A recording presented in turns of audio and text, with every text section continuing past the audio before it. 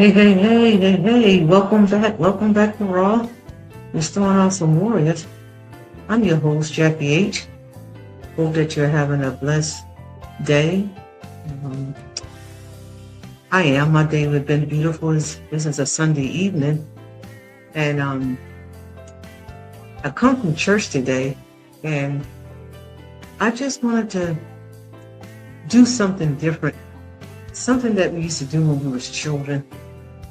My dad, after we stayed in church all day long, every Sunday at 7 p.m., we had to come in and have family time. And our family time consists of, what did you get out of the word today?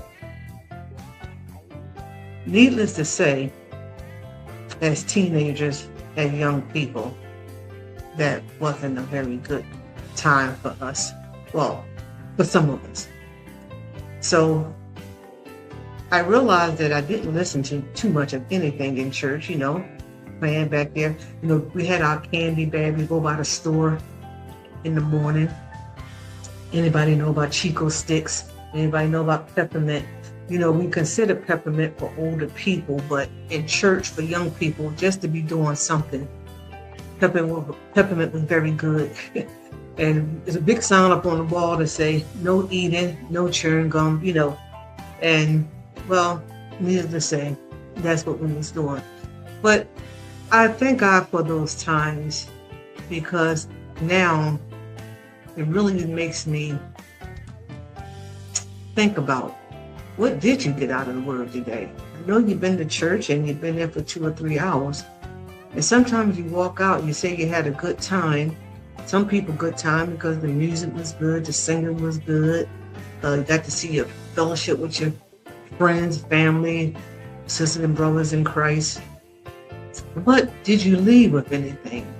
Did you gather anything that would take you through the week or help your life? So this is what I'm doing today. I'm having a Bible study / what did you get out of the message today? So if you allow me, I'm going to talk a little bit from what the preacher said, what I got out of it, and hopefully by me sharing, this will help you too. Right? So today, the pastor came from 1 Samuel, the 17th chapter, and he gave the first 4 verses, but during the message, he read a lot of the verses in that chapter. And just to give a backdrop on what I know about it, it was the life of Saul, King Saul, when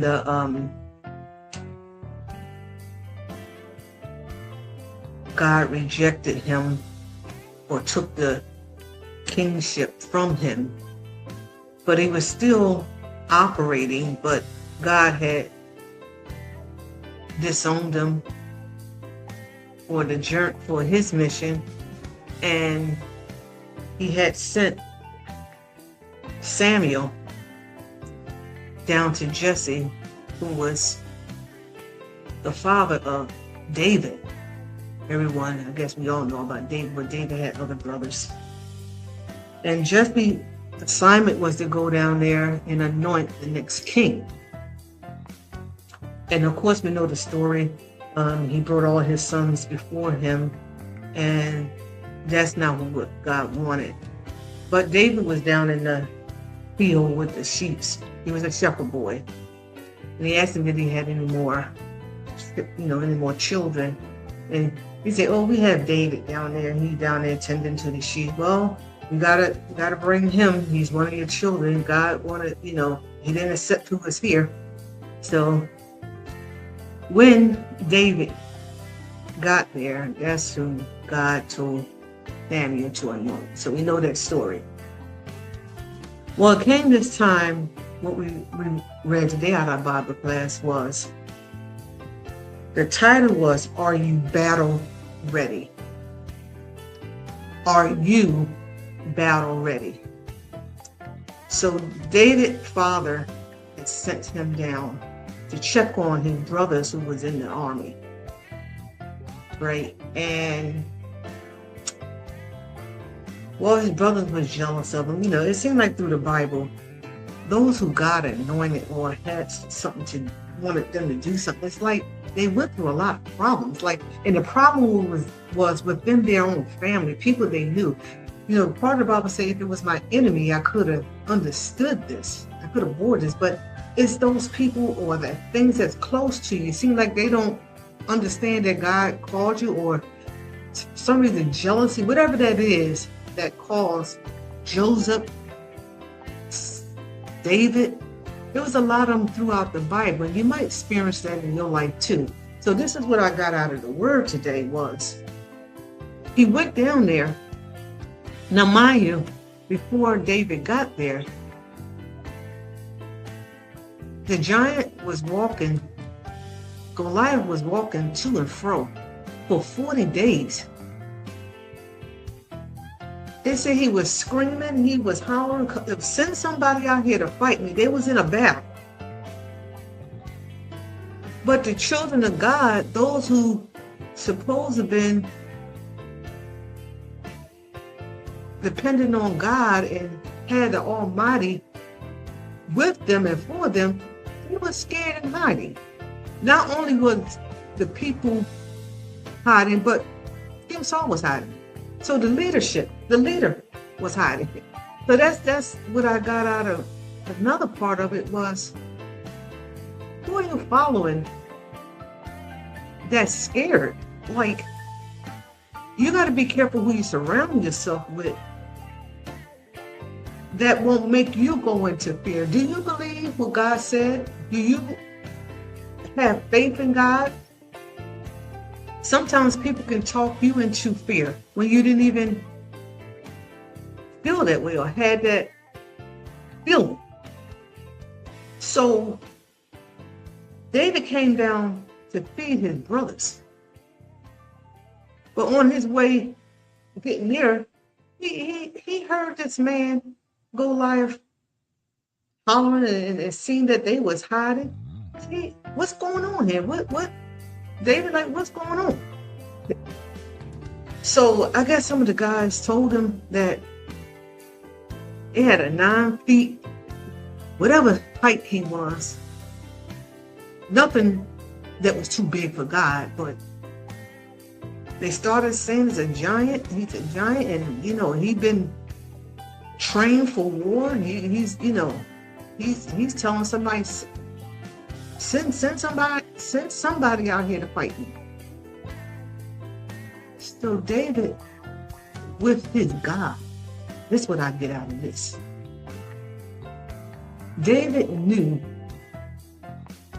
he had God on his side. The God of hosts, the Lord of hosts was with him. He told them, I fought bears, I've fought lions, I kept them off the sheep. Now anybody who knows these some fierce animals, man, I'm scared of a mice. No, I'm being real right now. You they go out there and gonna, protect some sheep from a bear. Like, okay, that's some strength. That's some belief in your God. And he said, who is this uncircumcised Philistine that is defying my God? And of course, when you have faith and you feel, you don't look back and see what God done for you before. There's some people, his brothers, like, what are you doing? Here you go again, coming down here. Now he believed, he had faith over his fear. They down there hiding, but they complaining about him because he stood up and said, I will fight him because my God is bigger than this problem. The pastor was saying today, what is your value? Like, they was on one side, the people that was fighting was on the other side, The Philistines was on the other side. Here's Israel over here. And they was between a valley. He said, what is your valley? What is keeping you from the fight? I was in the military, Navy, and we practice every day, even in peacetime. You gather your strength and your knowledge and everything you need during peacetime. And it said, how is your prayer life? How are you standing in the word? How are you building your faith up when nothing is happening? You can't wait till you get to the battle and going to muster up something, right? So, of course, they were scared. So they told him, go ahead. You go ahead. So Saul is going to give him this armor that, I guess, military people, but you're fighting. You don't go out there with a shirt on. You got to put your armor on. You got to be protected. But he was protected, and he knew who he was protected by. He said, I haven't tried this. This stuff is too heavy. It's too big. It ain't even what I fight in. When I was fighting them bears in the wolves and the lion, I didn't take time to put on no armor. His armor was God. His faith in God was going to help him to fight the battle. So, even in being scared, people, even in, do what you need to do while it's peacetime. Your mind, your heart, and your spirit have to be ready. You can't wait till that time to try to prepare. You got to prepare for the battle long before it arrives. If we wait to build our faith, wait to get God, wait to, soon as something happens, we want to start praying, we want to start getting in the word, then that's like you waited till the enemy is upon you, and here we go. Practice it. Stay rooted in God's word. Remain consistent. That's what I got out of Bible class, Daddy. And trust him daily. Anchor yourself in the word. And I was stationed on a ship for about 2 years. And sometimes out in the ocean, out in the big, you don't even imagine how much water that is, and how this ship can stay afloat. I'm still mesmerized by ships and airplanes. How the airplane go up and just stay up there. God gave man creativity. He created that, and it's awesome. It's a miracle, but it's awesome for me. I sat out on the bow and sometimes on the stern a lot of days and just look at what God created. And that anchor, sometimes in the middle of storm or whatever, they had dropped this heavy anchor down. That anchor kept the ship from drifting. Powerful as that wind was, it's way, we had turbulence, you can feel the waves, but that anchor was so strong. And the word today said, what are you anchored in before the storm? That anchor was on the ship. We didn't have to go find it. Nobody had to, the airplane didn't have to go and come back and land on the deck to bring it. It was already there. That's the same way that the word keeps you from drifting. When fear, doubt, and uncertainty surround us, remain stable. He said today, establish your footing. Footing is your foundation. What are you standing on? You got to place your feet. What is your foot shod in? We have the things, the armor that we put on. I told this story once before that I was a runner, and it was important what kind of shoes, tennis shoes, some people call it sneakers, whatever. You have to put the right stuff on your feet. But running on that hard pavement, and you ladies would identify with this when you have tennis shoes, or we call them skippers. It's them little flimsy things that, it's cute. And they come in all colors. And, we put it on, you're going to put on pink, you got on some pink skippers, they come in blue, But for running, for long distance, that cuteness, that sneaker didn't work. If you're going to climb a hill, that sneaker didn't work. You got to, some of us who played softball and baseball, you have the spikes, you have those that got to grip down in that dirt, because when you're running to keep your ankles and everything together, you can't get out there and just running anything. So what are you anchored in? What is your foundation?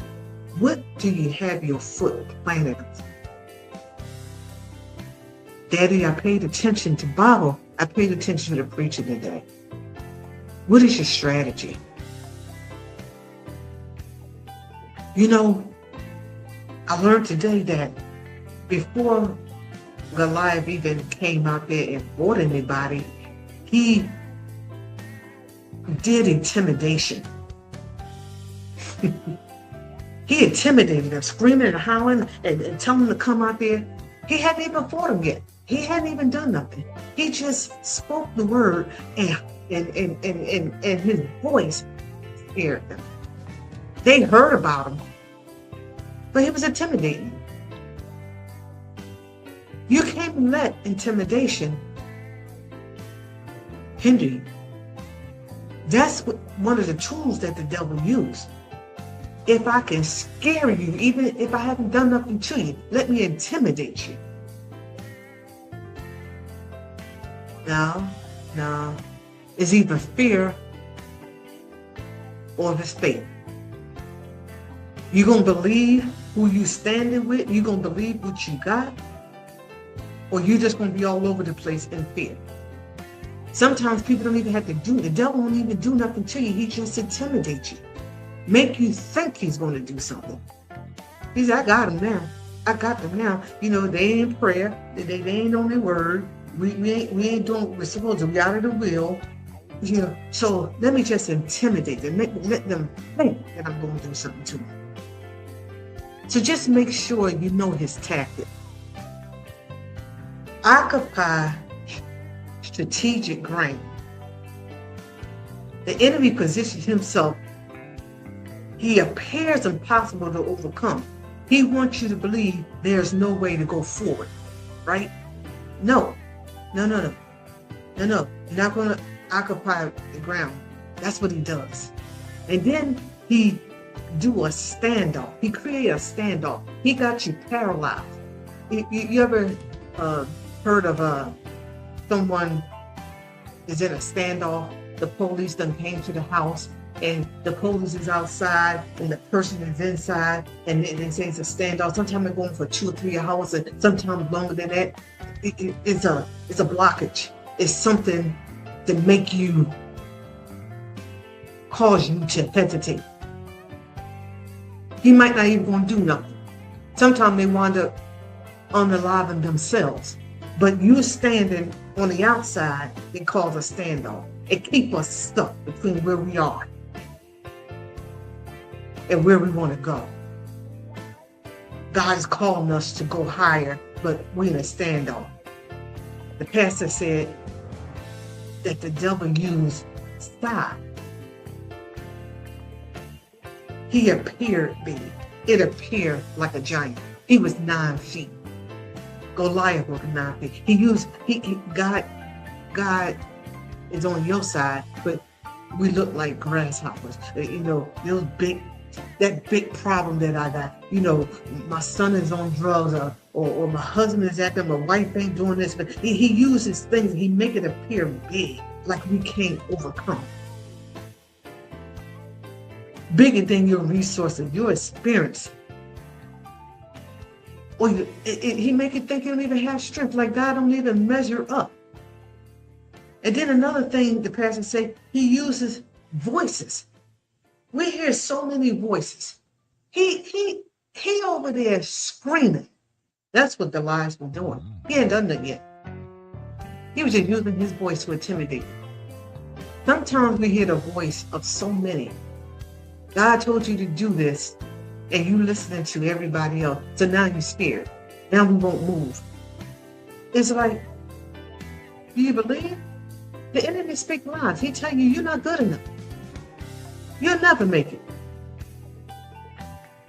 You failed too many times. How you gonna work it? Your nerves can't even do what you want to do. I remember times the pastor, he spoke to me so much today. It's like, God told you to do something. I'm not going to be long. This is what I got out of my Bible class, Daddy. I remember when we used to have our Bible class study, because I wasn't paying attention, I didn't have too much to say. But I knew my sister Gail, she always was into church. And what I mean by that, she can tell you what the word was. We sat in the same space. We sat in the same space. So my strategy was to let her go first and tell Daddy what was the word. So by the time she get finished talking, I had something to say. How many of you is counting on somebody else's strength? Counting on somebody else's word? Counting on you ain't prepared for nothing. You're hoping that somebody else will help you through what you didn't pay attention to do. But there comes a time that you won't be on your own. And you ain't gonna have no one to copycat off of. You ain't gonna have nobody to glean from. You have to pay attention. You have to pay attention. And those of us who has a track record, that's what the word of the day. Focus on what God done for you before. If he done it one time, he'll do it again. David had a track record with God. You caused me to fight. You delivered the lions, and you delivered the bears. You've done so many things. So now I stand before something that's size 9 feet, or I stand before going for a job. I stand before trying to get a house. I stand before God called me to do some things and my nerves are so bad. Okay, what is the track record? What do you remember that God did before? Because if he done it one time, and if he delivered you one time, he will do it again. What has God already brought you through? What evidence do you have? There's one part of a Bible story that when God had them sitting the 5,000 men plus women and children down, and he had 2 fish and 5 loaves of bread, and he broke it and he fed, and they had leftovers. And they gathered up the leftover, the fragments, and he told them to go to the other side. But they had put the fragments, the evidence was on the ship with them. And there rose a storm, right? And they was fearful. They started doubting. The point is, they had the evidence over there sitting, what God had just done. That was a miracle. 2 fish, I don't even know how you think that 2 fish will feed 5,000. I don't even know how you imagine 5 loaves of bread and you have 5,000 men. That doesn't even include the children and the women. And you're fearful because now the storm arose and you forgot. The pastor said today, see through the eyes of faith, not sight. I know what we see. Man, every time that it gets you. If you don't have faith or you don't see it through what God can do, you're seeing it through sight. This is what it looked like. Everyone saw a giant. David saw an opportunity for God to receive the glory. Faith doesn't deny that there's a battle. Faith just declares that God is greater than your battle. I don't know what your valley holds. I don't know what battle you're in. I don't know what you're up against. But the battle belongs to the Lord. The battle belongs to the Lord. Just make sure that you're in God's will and surrender your battle to God. He fight for us in ways we could never do ourselves. And sometimes how he fight it, you couldn't even imagine. In Chronicles, he told them to stand still and see the salvation of the Lord. They didn't have to do nothing, but they trusted God. Are you trusting God? Are you battle ready? I just want to leave this with you from my Bible study for what I got out of the Word.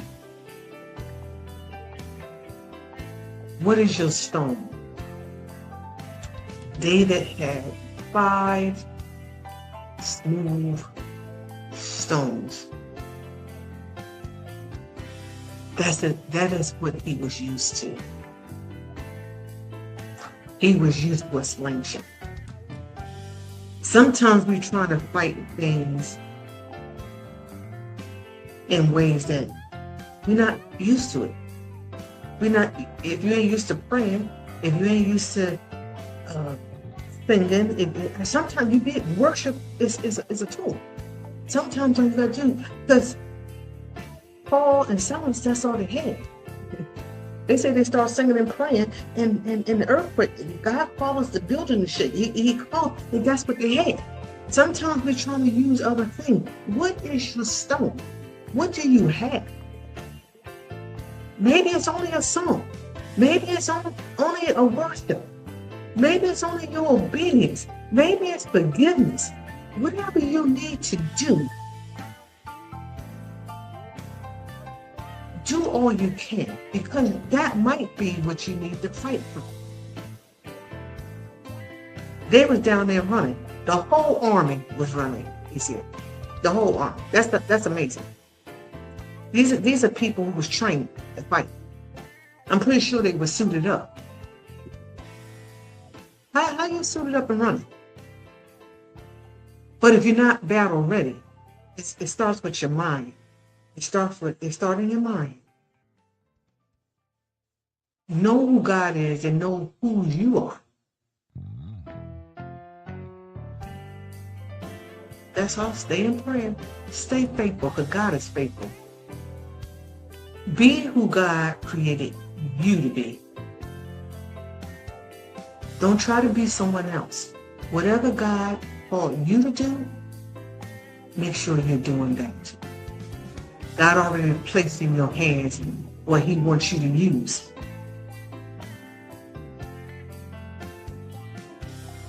He already placed in your hands what he wants you to use. David couldn't fight with that armor. It wasn't him. He just needed a stone. He knew how to shoot. What do you have? Where do your faith lies? I love you. God is good. He's more than the world against you. You just got to anchor yourself in God. Believe. Trust him. Do it in peacetime. Don't wait till it's a battle or something come upon you. Now you want to jump up and be prepared. And those of us who are prepared, that army was prepared. Make sure you anchor it in the true and living God. Just because you go to Bible study, just because you go to church every week, just because, are you battle ready? Because sometimes we are sitting places. I did it for years, I'm telling you. Well, I had to go because my parents took me, but I didn't get too much out of it because I wasn't paying attention. So you can be present and still not be battle ready. Don't let the devil, Satan, whoever you want to call him, don't let him intimidate you. Don't let him make you think he's bigger than your God. But make sure, let us make sure that we have God on our side. All right? Don't be out of his will. We're going to go through something. No matter, it doesn't matter if you have God on your side. You're still going to be tested and tried. It don't mean that we are trouble-free. But I'd rather go through my troubles and my oppositions with God on my side. It's not a trouble-free journey, but with God and your stone, whatever that is, we can do this. Y'all be blessed. What did you get out of your word today? I know some of us went to church. Some of us is on Bible study. What did you learn? What did we get? That's important, that we're not just sitting in a building. We're not just doing bodily exercise. Make sure we gather all we can. The world is getting wicked. The Bible says it's going to get worse and worse. Where's your foot? What foundation are we standing on? Are you sure of your anchor? But that anchor, if it's strong enough, it'll hold you even in the storm. Doesn't mean the storm is not coming. What are you anchored in? And until next time, I thank you. I thank you for listening. I thank you for letting me share my Bible study. I call it Bible study because it's the word. It's what I got out of church today. At that time, I never thought I would be saying this today. I never thought I would pay attention. You know, I didn't have no peppermint candy today. I didn't have a Chico stick. I didn't have anything. I was paying attention. All right. So, family, I love you. Let God be God. Let God take the stones, fight. Argue, battle,